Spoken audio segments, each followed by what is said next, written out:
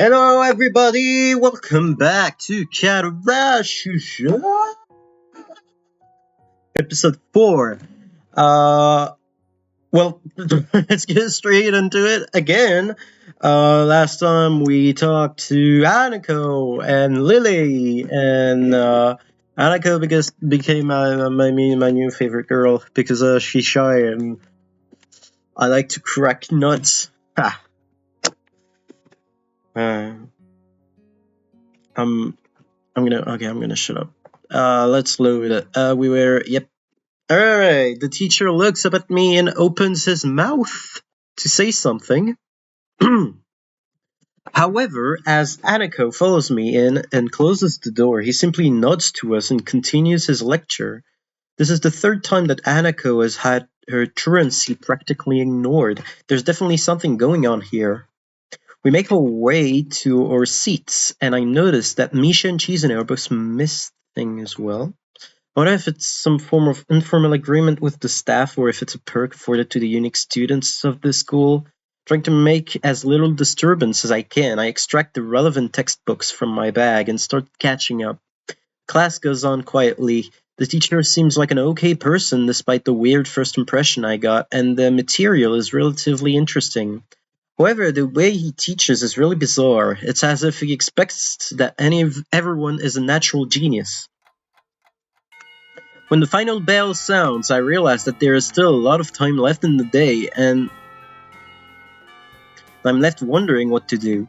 It's thought at the hospital I had 24 hours a day of free time, but here filling the considerably shorter hours felt difficult. Everyone else leaves, and I'm left alone with the teacher. Mucho is examining the assignment sheets we were working on earlier, marking them with a red ball pen. Raising his eyes from his papers briefly, he notices me and furrows his brow. What is it, Nakai? I jump at him, addressing me, but I guess it's natural to spark some conversation since there is nobody else around. Nothing. Thinking about what I do after school. Teacher slowly puts the cap on the pen he is holding and arranges his papers into a stack, clacking it against the desk twice. He seems very methodical, and for a brief moment I'm reminded of Chizune. But the teacher is more unhurried and relaxed, much more routined. You have no plans? No, I consider joining a club, but don't know what kind of club would interest me. Go observe a meeting of someone else's club. Might pique your interest, I guess. I don't know how to continue from there. Muto looks at me in a way that makes me quickly want to take the words back to avoid a conversation. I can't, so I have to forge ahead. No, I just don't know how to deal with people. I mean, the other students. I'm talking to people and everything, so it's not that I'd be isolated or something. I just don't know what to think about. The disabilities, it's like it feels that I'm being impolite if I pay attention to them, and it's weird to ignore them. Damned if I do, damned if I don't. The teacher scratches his cheek absent-mindedly, looking very unresponsive. These things are only an issue if you make them one. You can talk normally with someone even if they're blind or something. Try to look behind the superficial. There's not a single student here who isn't just a normal kid behind whatever they might seem at first glance. He says the same thing as Yuko did. I know they're right, but it's hard. How can you not consider, for example, Chizune's deafness when the only way to communicate with her is to talk through Misha? Or Hanako, it's not like you can ignore her first. But I'm interrupted by the door of the classroom suddenly slamming open. Teacher! Misha crashes in, hands straight in an enthusiastic greeting, her voice loud and lively enough to wake the dead from their graves. She starts towards the teacher's desk with her bouncing step, hands energetically swinging with the rhythm. Mutao, visibly dismayed at the interruption, and Misha in general, slumps in his chair. Mikado. Misha stops in her tracks and looks around closely as if she's sensing from his tone that something's wrong but has no idea what. Yes? We have talked about volume control before. Yes! She doesn't lower her voice at all, and the teacher just rubs his eyes. So what is it? We need help. We're running out of supplies for the festival stand. This is a distress. She waves a pink slip of paper she's holding around. So, go get more supplies from the art room. What's the problem with that? Plywood! Plywood is always the problem. Last time we wanted more, there was always a little, but that time we just took it and went with that. Now there's like none left there, so you don't know where there is some? I don't understand. How would I know? Sean, I mean the president thought that a teacher would know if there is plywood. Was she wrong? Mito looks like he's in great pain, frowning with his entire essence, and Misha doesn't get it at all. Looking at the two of them communicate is terrible, like looking at a man being tortured by drilling his skull open while blasting pop music at full volume at the same time. I'm afraid I have no idea if there are any plywood in the school, let alone where it would be if there was any. Aw, what should I do? Perhaps try to find Mr. Nomiya? I'm sure he would know where to find everything you need. You'd have to pry them for his cold dead hands, but that's a different matter. I don't have time, we're so busy! She holds her head with both of her hands, looking as desperate as possible for a person like her. Without even noticing, she crumples the notes she's holding against her hair. Shouldn't be fetching these things, there's too much to do and we're falling behind the schedule. Yuto looks at her gravely and then suddenly smiles. Smiling doesn't really fit his face. I think it'd be better if it did. You're an asshole, dude.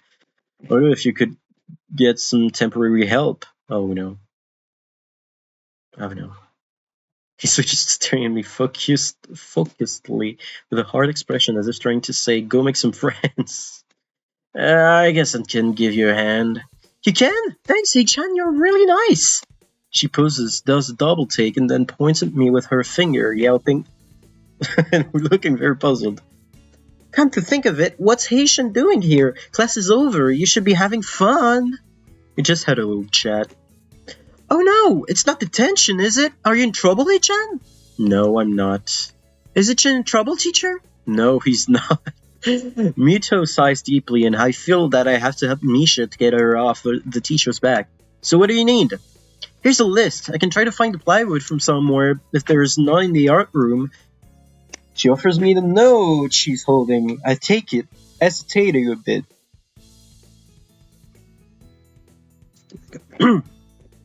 I said I'd help you, but it has no implication on whether I'm joining the council or not. Aww. Still, thanks, Hee-chan. Try to be quick. We are in the stalled building street now. We must hurry, hurry, hurry. She bounces out of the classroom, leaving me and the teacher looking at each other with something that feels like a silent agreement. Well, there you have it, Nakai. You have something to do now. Please don't sound so smug. I carried the list with a number of items ranging from paint to plywood, all written with small, neat handwriting. That is undoubtedly Chizune's. I heave a sigh. I'll be going then. Waving the long list limply at the teacher, I exit into the hallway. Reading. The classroom's closest to ours are designated belonging to classes 3-1 and 3-2 on the right side and 3-4 on the left side, each door looking exactly the same. Further down the corridor, still with identical doors, are rooms that I didn't think were used for classes.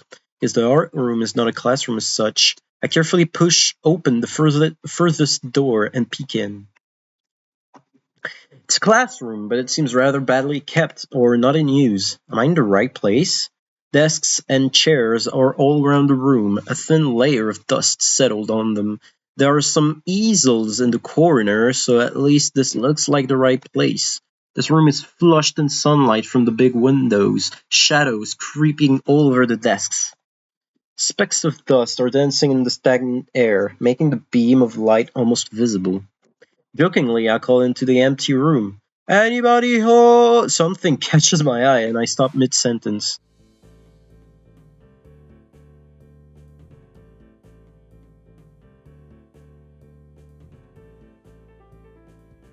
This is just...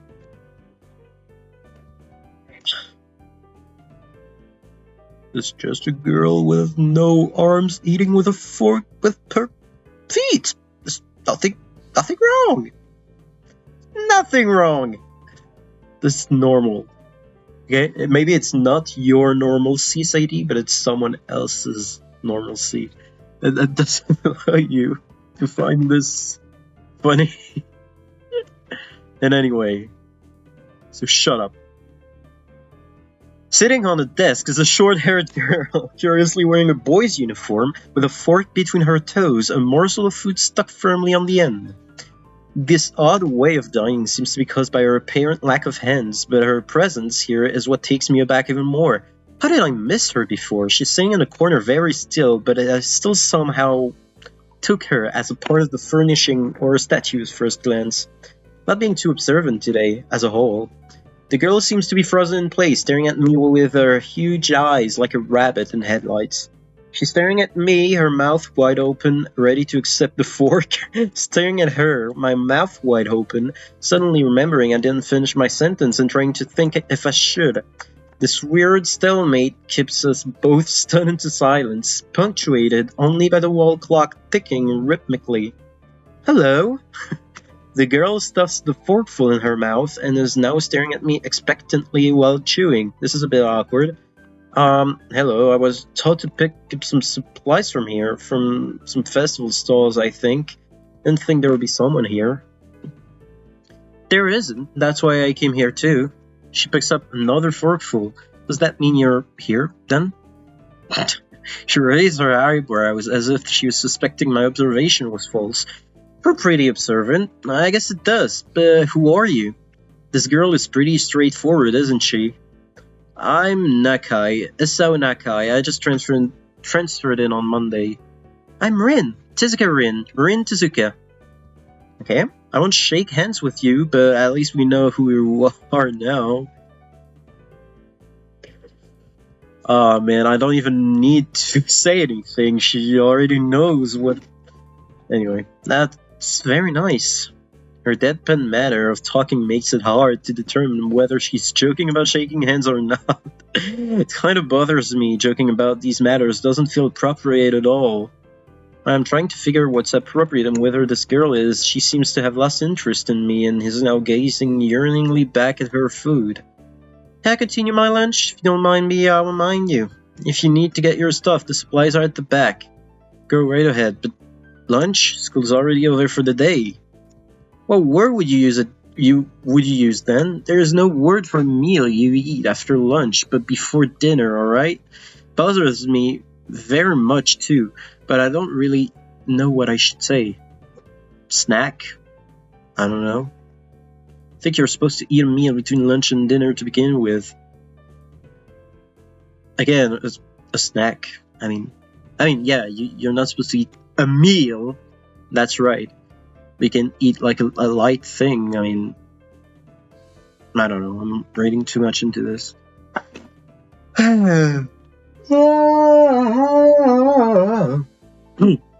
Sorry. But I'm hungry now, and my delicious boxed lunch would go to waste otherwise. I have curry. It's very delicious. With much decisiveness, Rin once again picks up the fork between her toes, and with at least as much impoliteness, she points it straight at me. So, Nakai, what brings you to this place? Like I said, I was told to look for these things. No, this is cool. From outside, you look fine. Is your problem inside? Oh, hey, at least she's very straightforward. Come to full stop, opening my mouth but not getting a word out. I can guess. I'm good at guessing. Better than most people. Rin cuts me off before I can answer her question, or skirt around it somehow. I don't know which I would have done. I froze in front of this issue again. I haven't even told anyone here about my condition. Maybe it's only because it hasn't really come up. I do get the feeling that not making issues of this is a part of the social code here, as the teacher said. What if the people here could relate? Probably not any better than any old person could. Can't relate to Chizuna's circumstances, or Lily's either. Naturally, while I go through this in my head, Rin keeps considering what my condition could be, with an overtly contemplative look on her face. She puts her fork between her lips and leans back, looking at the ceiling as if this answer was written up there. A beam of light illuminates her face from the window side, creating a mask of dark shadow on the other side. I don't think it's anything in your head, and something in your guts would be boringly ordinary like this lunch of mine. And less delicious. Problem must be in your pants.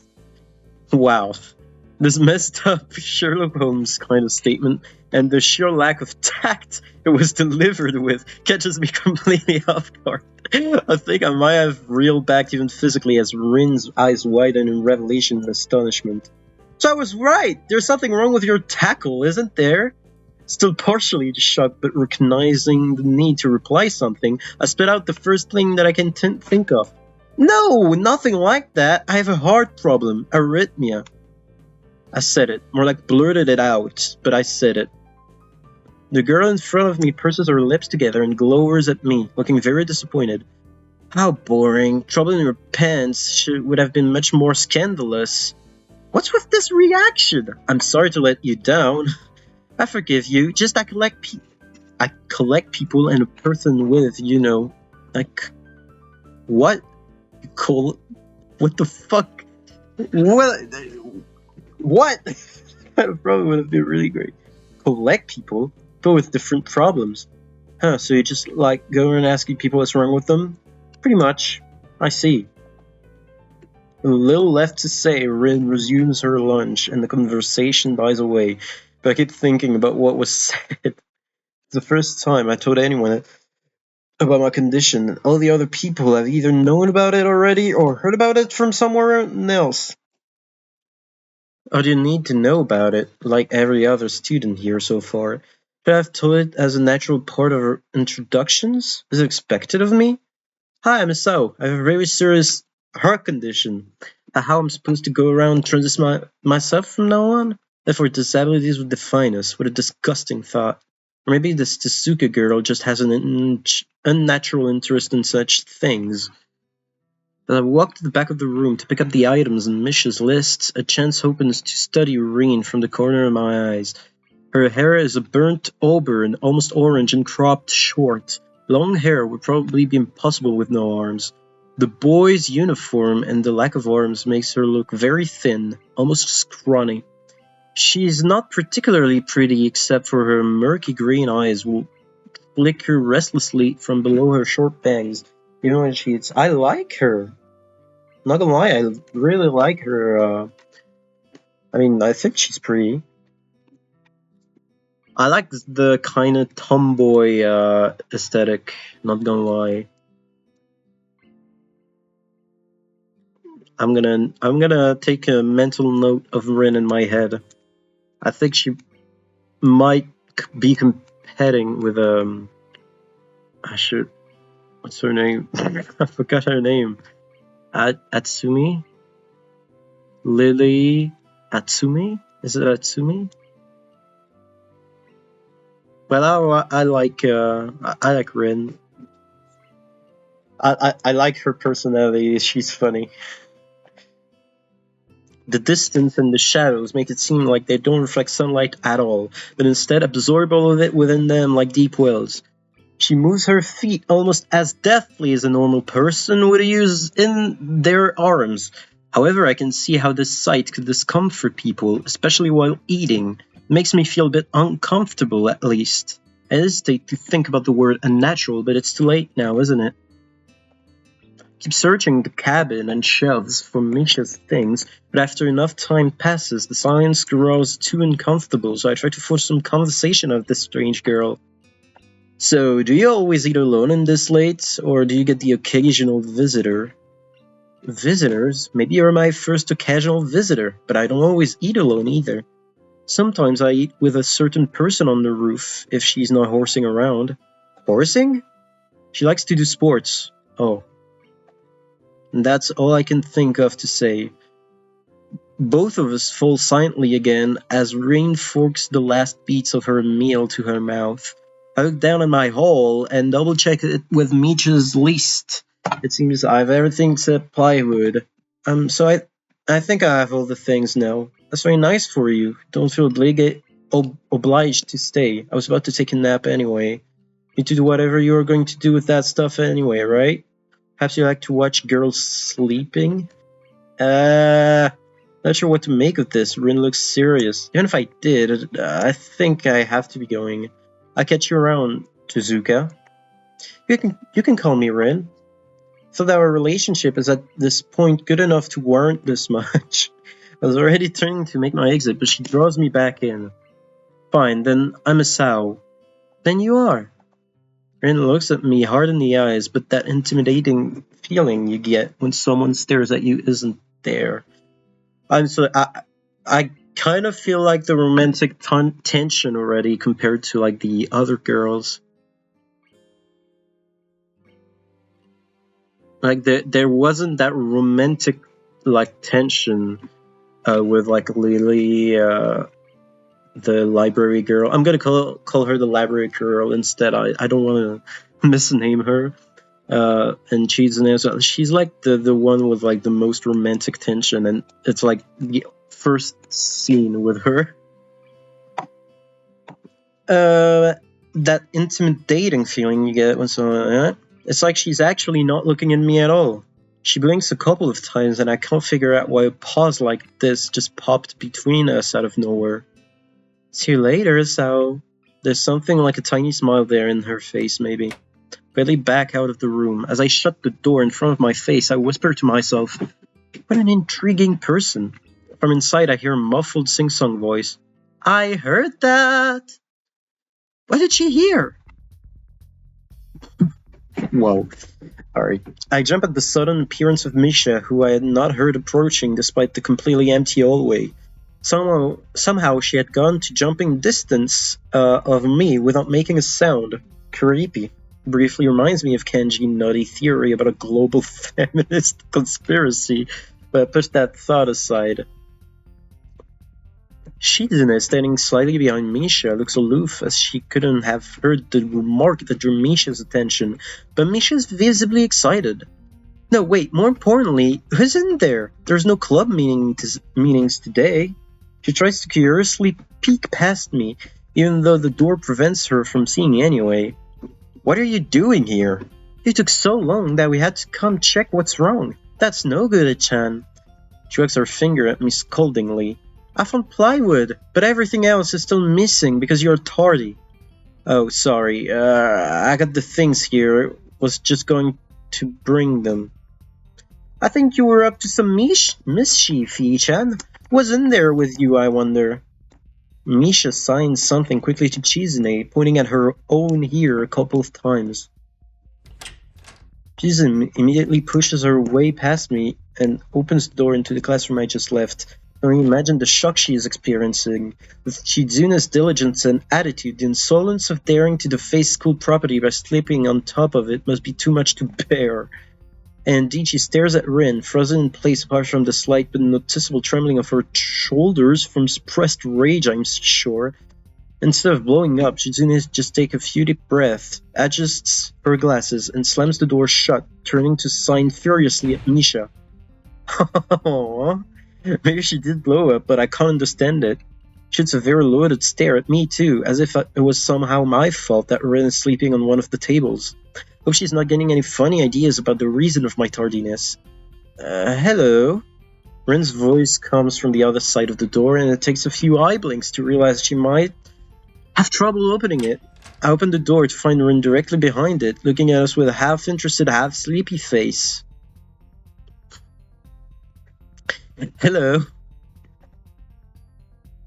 Miss Tezuka, what do you think you were doing? You absolutely...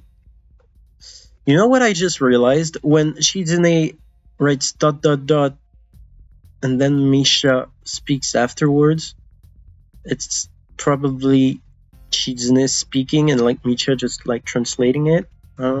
Miss Tezuka, what do you think you were doing? You absolutely are not permitted to use school property for such a disgraceful activity.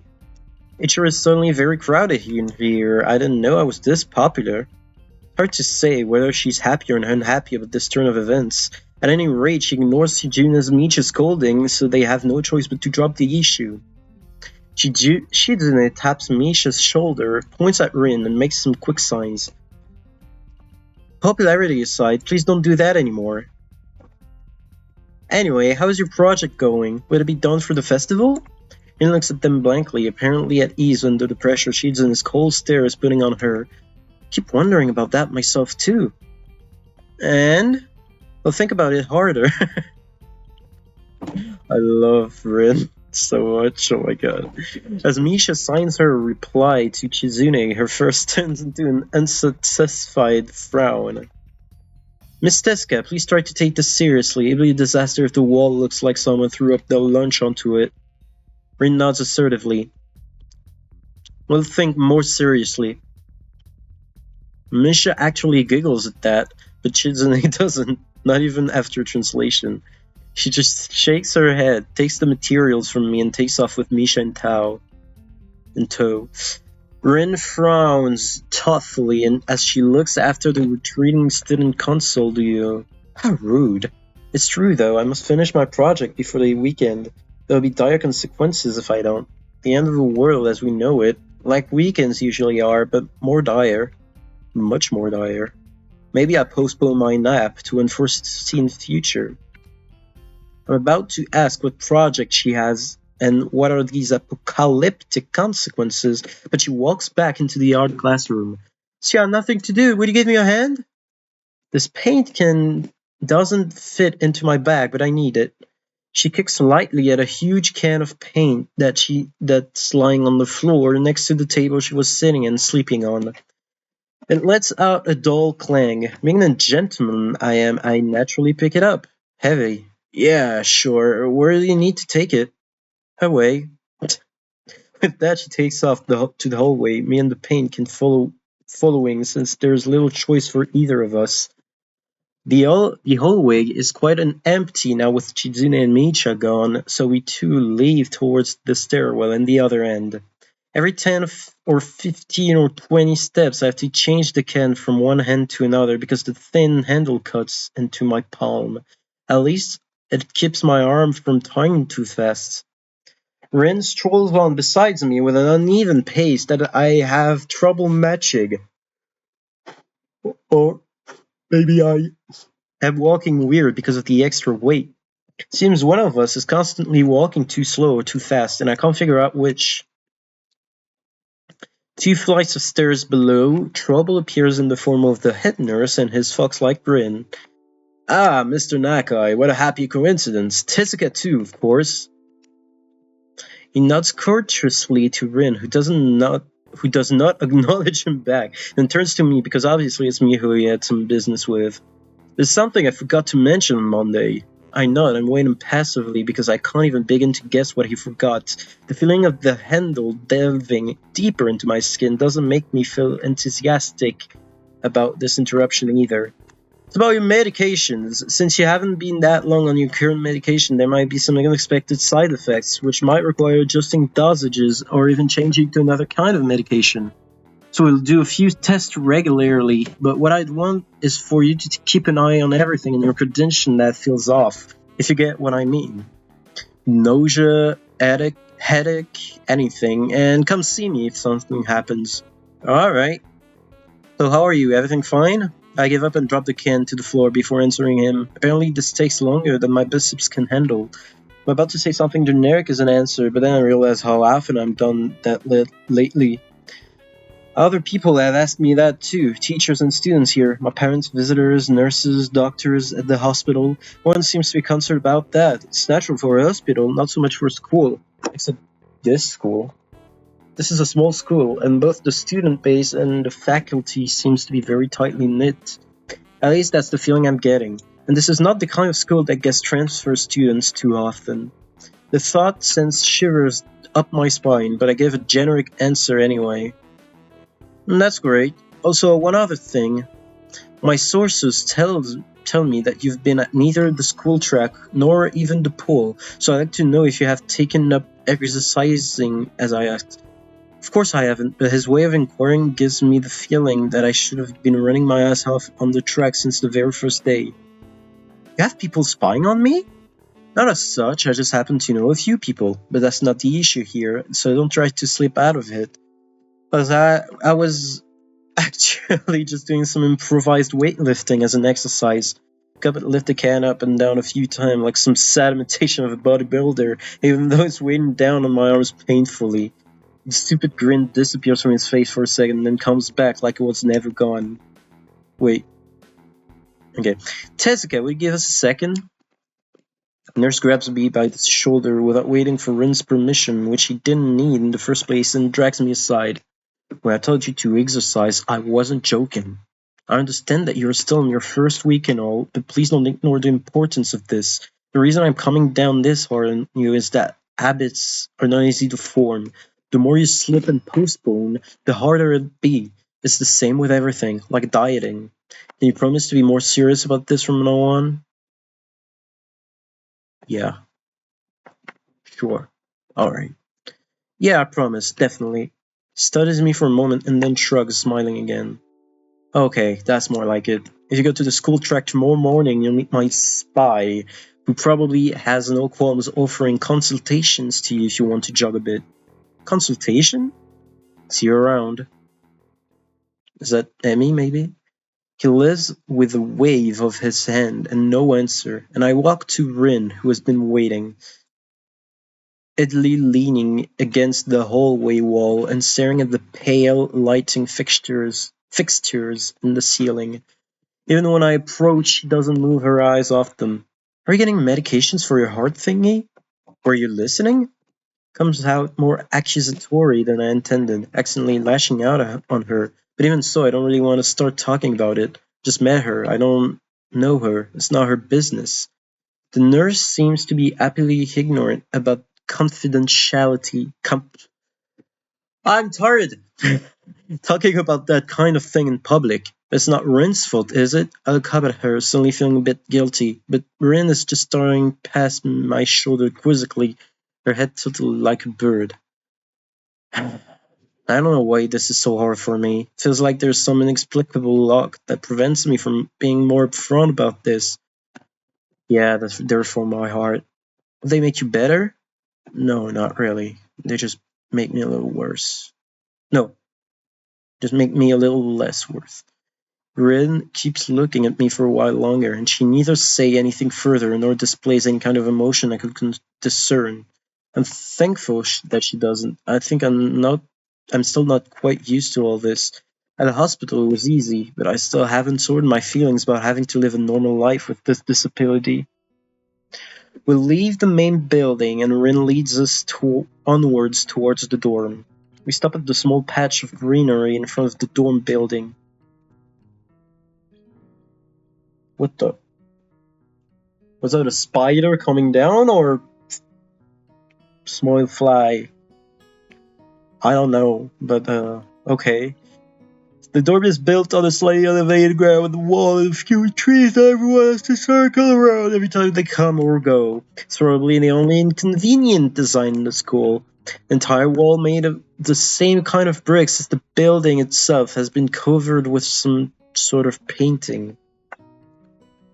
Most of it is still mere sketches, quick lines drawn with black and white against the grey plastering that covers almost the entire length of the wall, but some places look a bit more finished. There are human faces and legs and hands. I can't quite say what the painting as a whole might portray.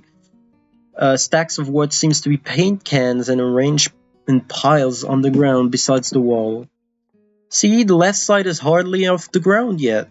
It's because I couldn't get in the mood yesterday, so I gave up and went to meditate instead. Then it was suddenly morning. I have to work on it, but the guys from art class are helping with the native spaces and base surfaces whenever. Which is a problem. It's easier to paint big areas if there are a lot of people with hands. The reach is better and it's faster too. She goes on a tangent of a tangent, waving low with her arm, or whatever of it there actually is, to demonstrate even though I got the point already. The white cotton of her sleeve flaps around, and it makes me think it could look sadder than it does. It makes me feel out of place, like almost every intangible reminder of the student's bases, special properties has in the past few days. This girl doesn't notice my dreary feeling, of course, or the fact that she lost me a while ago already and just keeps on blabbering. That's why I'm trying to figure out if there's something I need to figure out and then figure that out before it's too late and the whole hope is lost. How would the hope be lost? Oh my god, Let me take a break from all this reading things that doesn't matter. Oh my god.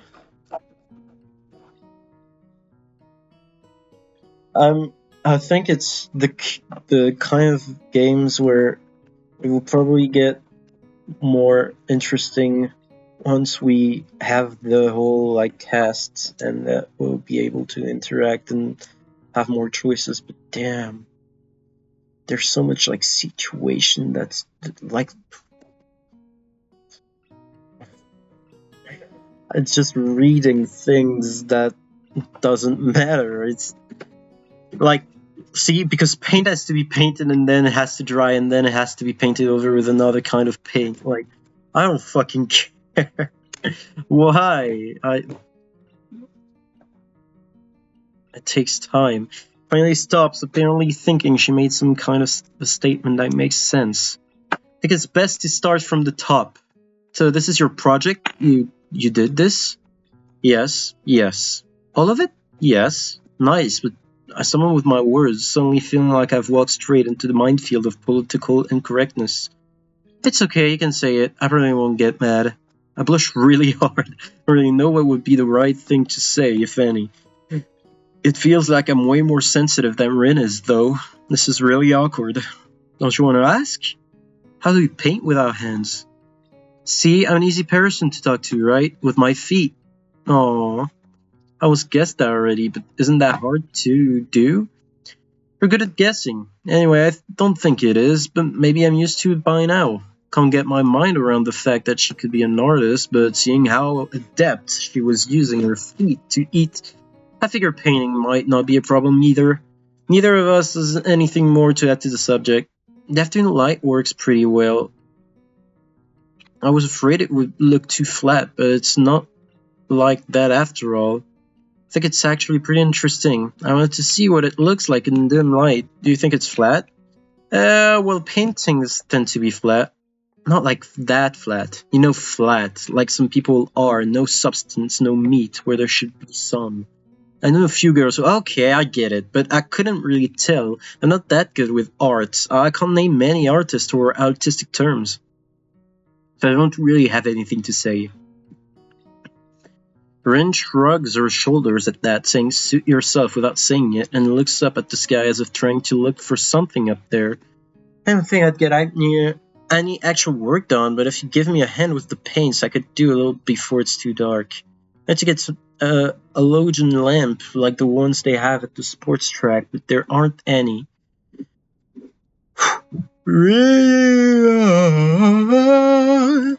Sorry, Rin sure is quick to recruit my help, as was Chizune. It makes me feel like the festival is such a big project that every pair of hands is needed. Why not? I'm not really sure if I can be of any help, though. It's just mixing some paint. You can do that, probably. Do you have motor control problems, like, you know, those people who have some? Cerebral palsy, maybe? Not that I know of. I get it. Her heart thingy has nothing to do with that. Give me a sly look for no reason. No, it doesn't. Let's do it then. So she sits on an empty wooden box and very naturally picks up a wide brush between the toes of her bare right foot. I open a few of the cans and pour some of the content into shallow bowls for mixing. The thick paints flow lazily from the can to the bowl like syrup. I mix them, creating a funny, hypnotic-looking swirl patterns that melt quickly into each other to form a new monotone hue. Rin sets to work every now and then, asking me for a hand with something or the other. Finding different brushes is easy enough, but mixing the paints to be the exact tone this girl is apparently seeing in her head is a frustrating ordeal. She wants precision down to the last millimeter before she's satisfied, but her instructions are obscure at best. Whoa. Add half a splash of green. I crouch down to pick up the can of bright green. The other green. This green. I carefully pour some of the other green paint into the mixing bowl. No, that's almost a whole splash. More white. Is green a good color to add? No idea, you're the artist here. A hint of smile appears in the corner of her mouth. You like an opinion? No, it's just I have no idea. It's okay, because I just got an idea. Add more white. With this exclamation, I pour a minuscule amount of white into the bowl and mix it. It looks slightly whiter. That's not good. It has to be like the color when you wake up and you know that you saw the meaning of life in your dream but can't remember it. Maybe it's yellow. Despite the impossibility of mixing color like the change of season or any other nonsense that's being imposed on me, I found myself enjoying it more than I thought I would. Seeing a painting being born on the plastered wall feels like magic. I spend the moments I have between mixing paints crouching down on the paving and just looking at her work. It feels slightly intrusive at first, like breaking some imaginary intimacy, but Rin doesn't seem to mind the least bit. Whoa, why am I Russian? Maybe it's just in my head. Her entire presence emits a completely different air as she patiently works the details, adding layers of paint on top of other layers of paint, steadily moving her foot across the wall to add new shapes. When I manage to produce a passable mixture of paint, the rare smile on her face is oddly rewarding. Apart from the few words when discussing paint mixes, neither of us say a word for the longest time. And even those short discussions soon evolve into a shorthand, both of us developing and using weird, impromptu code words for various paints and hues, as if there was some need to conserve words and breath and sound. Oh god. We stay there late into the evening until it becomes too dark to train properly.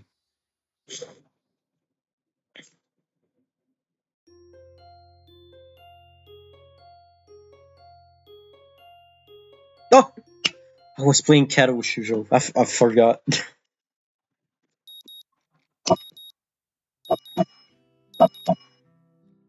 Oh, never mind. The sound of an alarm pulls me out of a pitiful slumber and into the unpleasant state of wakefulness. I linger under the blanket for a few minutes, gathering energy to rise up while making excuses as for why I already haven't. Honestly, I wouldn't mind staying here for all day. Sorry. Uh, sorry. God damn it. Okay. Mine here for all day. School is surprisingly exhausting after a long pause, and the culture shock still has not faded, I think. Still, despite getting an impression that skipping class is easy here, I don't think they're going to let me get away that easily. And the nurse is bound to keep breathing down my neck with the talk of exercising as well. So eventually I do rise up, swallow the morning medications, and put on my old soccer clothing. Thanks to my condition, I was exempted from taking part in gym classes at Yamaku, so I didn't get issued with a gym outfit. I'd ordered them to cover such a contingency, but wearing my old soccer clothes is kind of nostalgic. Can't use them for that anymore, so maybe they can get a new life this way. A bit like me. After all, I'm going to start taking care of myself. I can't afford to slack around. I'll start from the basics. Basics which include keeping the rest of my body in shape along with what little I can do to strengthen my heart. Maybe then I can go back to something approaching a normal life, or at least something where I'm less likely to fall over dead at any minute. I'm surprised to discover that I'm not the only one present in the track. Not just that, but it's a face I've seen before. The prosthetic leg girl who bowed me over in the hallway yesterday is running on the track lithely like a half mechanical gazelle. What's her name again? It was a short one, but I can't remember. She seems to be running laps at a somewhat easy lope, her prosthetic legs clacking rhythmically on the hard track surface. I wonder what reason she has for running this early in the morning. Maybe it's something akin to mine, and the nurse is oppressing the poor girl to jog just like he is oppressing me. Certainly wouldn't be here if it weren't for my health and his prompting me to do so. Even with things being like they are, it's only because I wanted to get it out of the way early. The fact that I would be less likely to encounter someone who wouldn't witness my pitiful attempts to get in shape was merely a happy accident.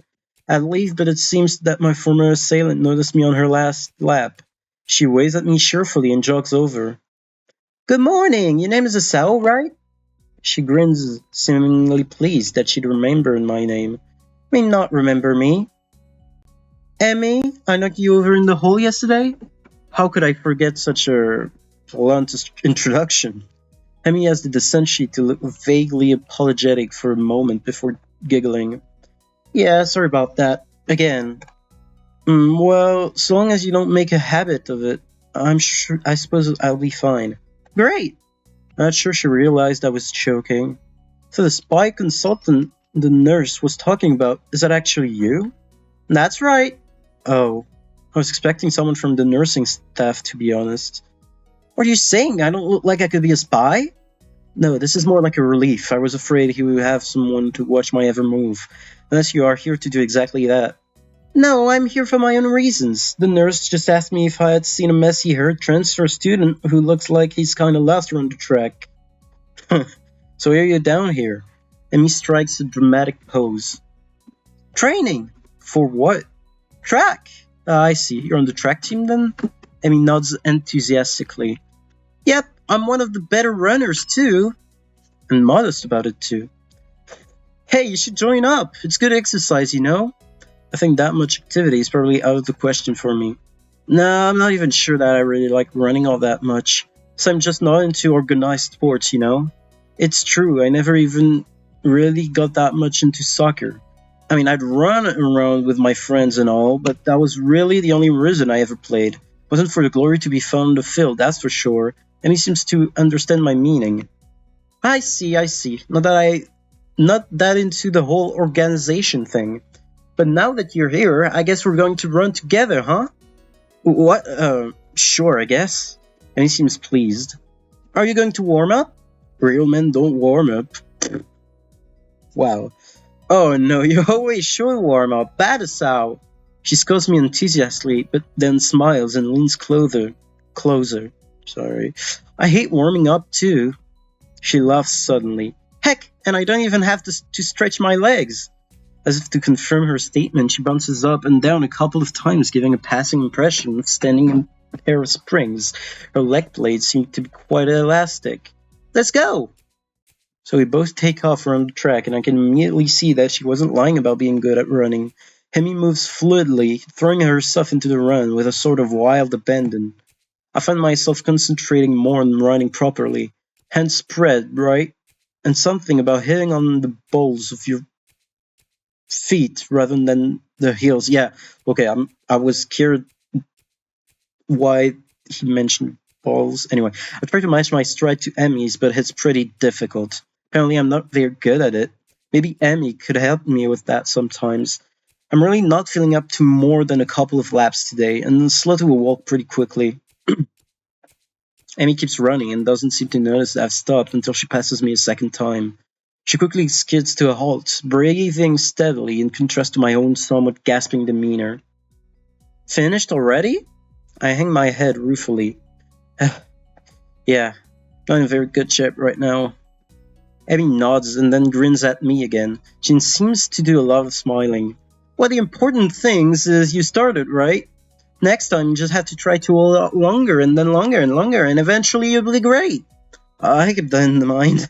But I think right now I'm going to go get ready for class. Shouldn't you? Shouldn't you? Amy shrugs. How unconcernedly. Nah, I've got plenty of times. I noticed that she's not wearing a watch. Are you sure? Another careless shrug. Not really, but I've got to finish my routine.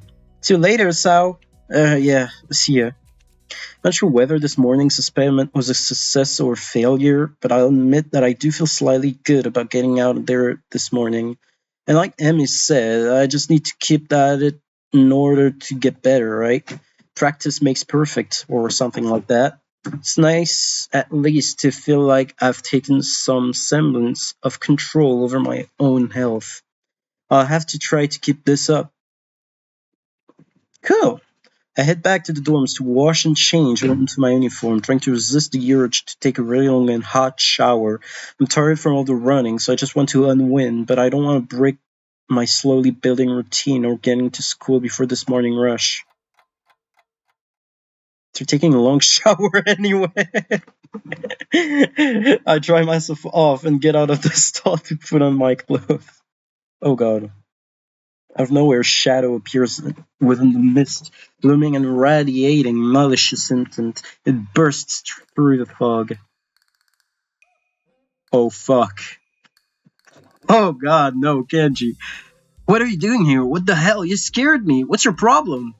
I should be asking you that. I've been looking for you all over the place, man. What do you mean all over the place? I want to ask if he's been looking for me like that, stark naked, but hold my tongue back.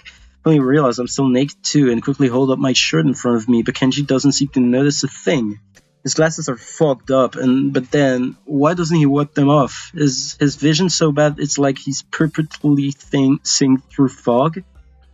You know your room, and yeah, that's it. Hey, I mean, I still had to get up, though, whatever, it's not about... Can I borrow some money? Wow, he's a rat. He puts on an innocent face and looks away, trying very hard to look very casual. It doesn't work. He's as transparent as his window pane-sized glass.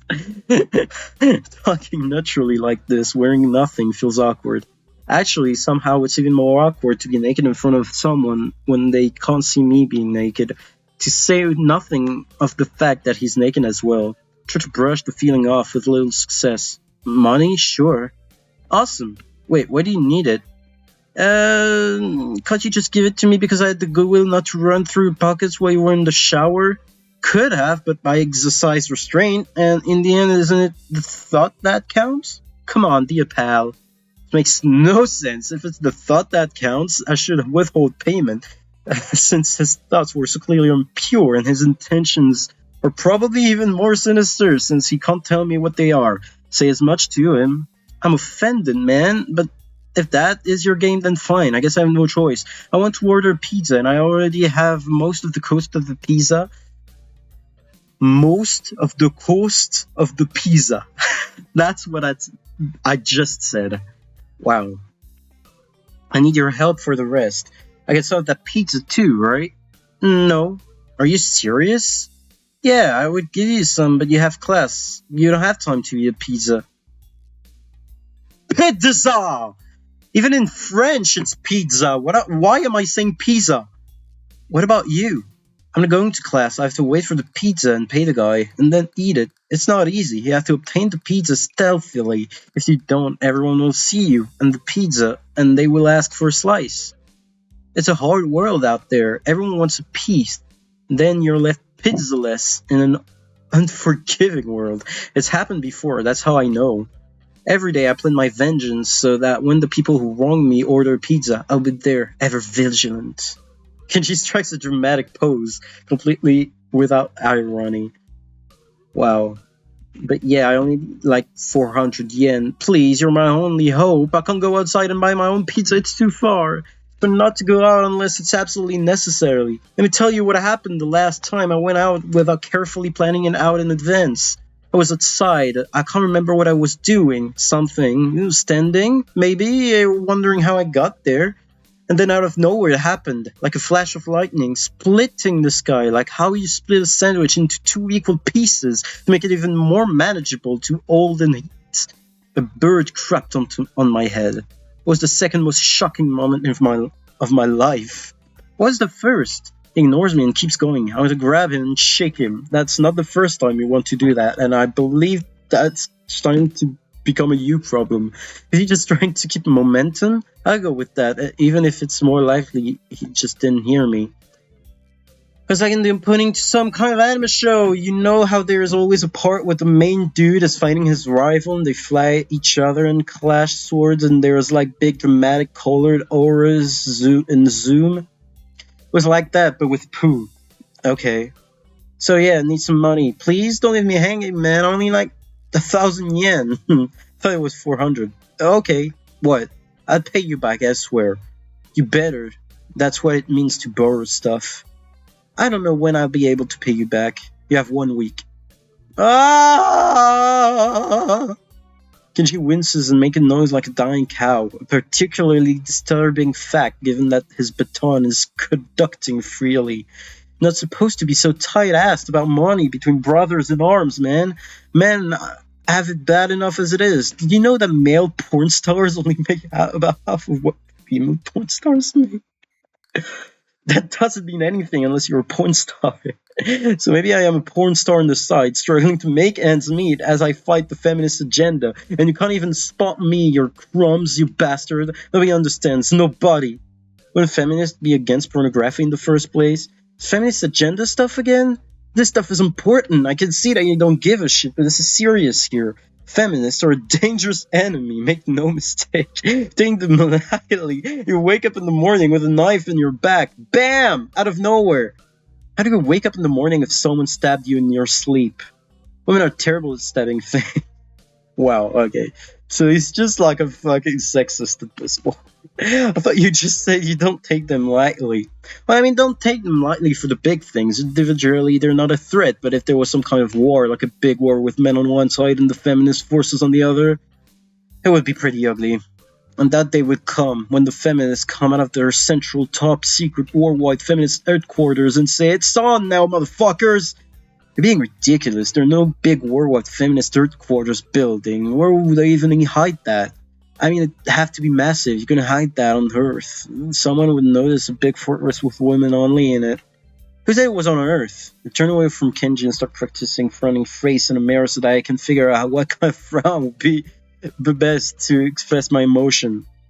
He can't see me from the distance anyway, which unfortunately means that he just keeps on ranting without any regard to sense or sensibility. There's a war going on, a war within the... I will have to end the video soon, so please just edit the bloody battlefield. Yeah, I almost got mapped out when I go type like with a mystic problem went up from Venus, but then it was near. Oh my god, it must be pretty crappy movement if just on one naked guy renting in the bathroom and another naked guy. So can I have the money? Oh. I want to go to class, so I go to spot him the money. Also, thanks, dude. We should go bowling later on. Bowling? Yeah, this the almost boy. Almost. Oh my god! Wear my pink bowling shirt with matching shoes or the pastel green with flower accent. Are bowling clothes? Maybe. Anyway, you had better pay me back. And pay you back and stuff, right? I have the time to ask him to elaborate on what that means. I don't know. I have to get to class. You're kind of in the way. Oh, sorry. Yeah, I don't want to hold you up, and I have some stuff to mess with. The time has come. For what? I just like saying that. Okay, now time has really come. For what? To bathroom, get out of it. I was just going to. What does that mean? It's a big bathroom. I have to be alone or I can't go. The pressure. Okay, what if someone else coming? Oh my god, this discussion is long as fuck. Okay, can you... Oh, please. I think of something. Give him my practice friend. Looks kind of silly reflected in this class and doesn't see anyway. So I get dressed and run back to my room. I think an eternity has passed since I woke up. We'll end it there. Thank you. Oh my god.